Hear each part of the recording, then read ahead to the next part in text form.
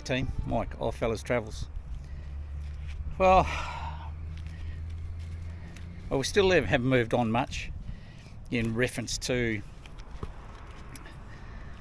getting away and prospecting as such. I've been a bit crook actually, as I think I've mentioned previously, but I haven't been great, and I've been to the doctor. It's had about a dozen tests or so to find out what's going on, and I haven't been great. And Tuesday I go in, I'll find out the results of what's going on, see if they can't work out what the issue is or what's wrong with me basically. So we've got that coming Tuesday, so I'm still stuck in Perth. Haven't been out and really done much. I've started a bit of work on the camper. I'll make a few changes there. I've probably already mentioned that in the previous video. So I'm making a few changes to the camper. I'm moving the wiring, which you'll see a little bit of video on the start of that. Put a brand new awning on. This was an insurance claim actually, the 30-second awning. So new awning's gone on. As a rule, I would normally stuck with the drifter awning. I was quite happy with the last awning that got ripped off up at Nullagine in a pretty severe storm. And at that point I really did need another awning, so it was an insurance claim, so I looked for the next best option, and which I came up with 30-second awning. In view of the availability of the drift awning that I had on, and wanted to, I still had a fair bit of time away, I just chose to get the 30-second awning, which is pretty equivalent to the drift awning, a little bit more expensive, but it's an awning all the same, and I got it pretty much straight away to get away. Having said that, I had to chase around to get one of those as well, so awnings across the board are pretty hard to get. After watching one of Wild Touring Cam's videos, I decided to give these Yokohamas a crack because, as you know, I was extremely unhappy with the last Toyos and I had a lot of trouble with them. I believe they were a bad batch. I couldn't convince Toyo of that, even though I spoke to the state manager, and I've probably mentioned that before. But Cam from Wild Touring, he put a set of these on, the Yokohama Geolander XATs. They're a pretty nice tyre, they're for an all-terrain tyre, they're quite nice. They've got a really nice sort of grippy sidewall there. Nice tread, not overly aggressive, but tread that's probably suitable. I can't remember, but I think they're 7 and 3 ply. I can't remember. 2C, anyway, they're light truck tyre, but AT tyre, 265 75 16s.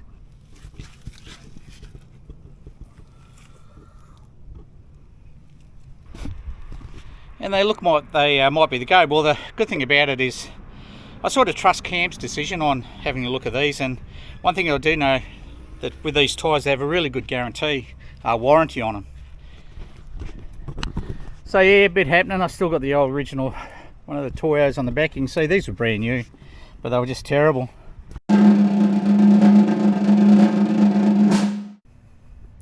So some breaking news, the Cruiser's going on the market, and the reason being is not that I'm unhappy with it. I mean, I love the Cruiser, it's a great vehicle, but I'm getting a bit longer in the tooth, and I've been a bit unwell. My old infantry soldier knee is giving me merry hell, and I'm struggling to get up in and out of the Cruiser at times.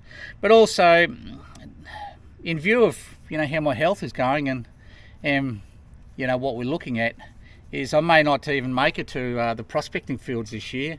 I might get up there for a little prospect, but I'll just move that beer out the way. But I might get up there for a little prospect, but I'm doubtful if I'll get out. And this year's likely to be more about enjoying life, me and my dog, and living up on the coast, and making it about me and Barnes this year, and to catch up a bit of fishing too. I love me fishing, but I've hardly done any fishing in the last year. I'll be making that decision soon enough, and in view of that, I'm probably going to sell the Cruiser. It's way overkill for what I do these days, and probably be looking at a Isuzu D-Max, a 2024 model Isuzu D-Max. But I'm still going to review those tyres because they're the same tyres I'll be putting on the D-Max once I sell the Cruiser. So keep an eye open for that.